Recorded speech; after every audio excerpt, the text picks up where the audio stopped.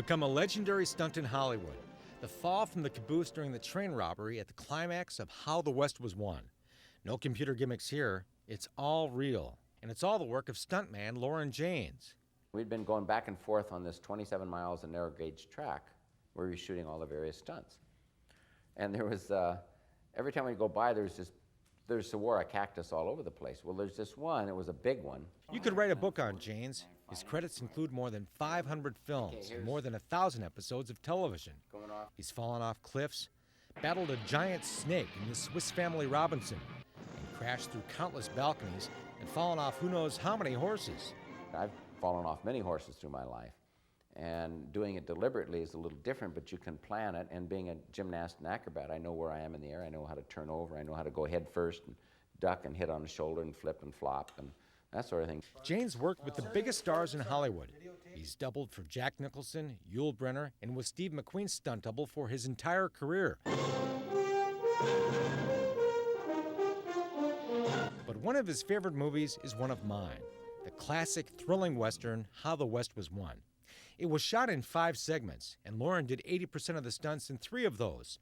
And when he wasn't performing in front of the camera, Janes was behind the lens of his home movie camera, documenting the making of this incredible film. And then I had other people do the same thing. I'd pick the spots and the angles I wanted them, and then they'd film me doing my stunts, and I'd film other people. And that's Loren getting shot by an arrow during the Indian attack on the wagon train and getting trampled by the galloping horses of the pursuing Indians.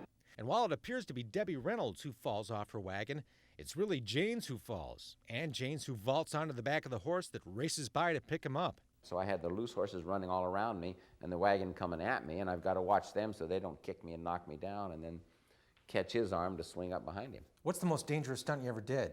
They all are, because if a stunt seems very simple and easy and the stunt person says, this is, no sweat, this is an easy thing, then you might relax a little too much, take it for granted, and not be primed and get hurt seriously. And while all stunts may be dangerous, few are as thrilling to watch as the ones Janes did on How the West Was Won. Janes is one of the outlaws robbing the train at the end of the film. The gun battle rages. A bullet breaks the chain holding logs to a flat car, and the logs fly about, tossing outlaws off into the dust. But Janes' character ends up dangling from a log just as it crosses a bridge over a 189-foot deep gorge, and there's no net to fall into until the train gets to the other side. Going backwards, I have to keep looking under my arm and over my shoulder to see where the net is, and then I have to let go before I get to the net because of forward momentum. So I'd let go. When I let go, there's nothing but 189 feet down with rocks. But momentum, I timed it just right, carried me, and I carried over, and then I saw the net come under me, and I hit the net. Then there's the classic of them all, the fall from the top of the caboose. The stunt was the idea of director Richard Talmadge. Because he's always trying to find something. He said, I'm going to find something someday you can't do. Janes went to work.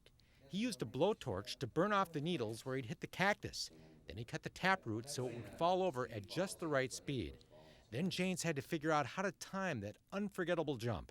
And if I'd missed it, if I'd been late, I'd have gone, and around the curve there was a whole side of just big boulders, and I'd have lit on the boulders.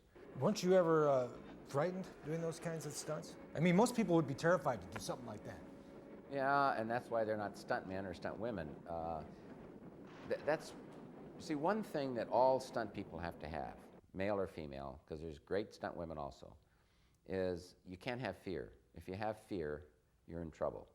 That you react different, you do things different with fear. You can't have that fear. That's the worst thing in the world.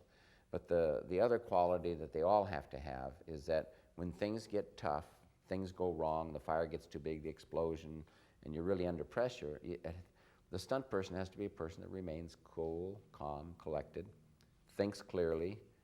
If something goes wrong, you figure, well, how do I save myself? How do I save the shot? How do I save other people around?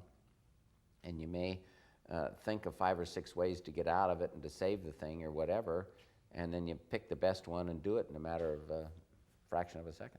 Throughout his amazing career, Janes never even broke a single bone.